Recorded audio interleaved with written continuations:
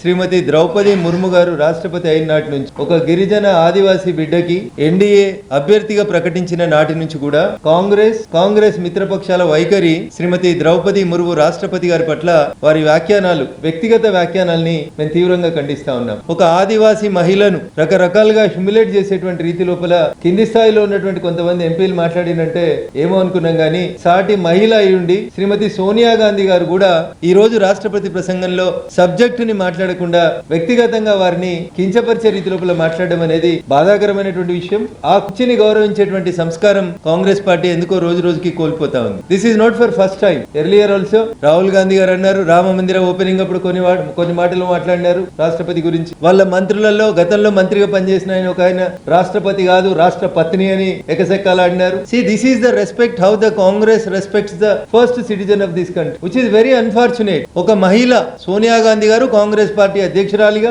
సుదీర్ఘకాలం పనిచేసిన ఆవిడ ఒక సాటి మహిళను కనీసం గౌరవించలేక, రాష్ట్రపతి అనేటువంటి పదాన్ని ఆ కుర్చీని గౌరవించలేక వారేదో అలసిపోయినారని, వారు మాట్లాడలేకపోతున్నారని వ్యక్తిగతమైనటువంటి దూషణలకు దిగడాన్ని మేము తీవ్రంగా ఖండిస్తా ఉన్నాం. సాటి మహిళగానైనా సోనియా గాంధీ గారు అట్లా మాట్లాడకుండా ఉంటే బాగుంటుండే అనేది మా అభిప్రాయం.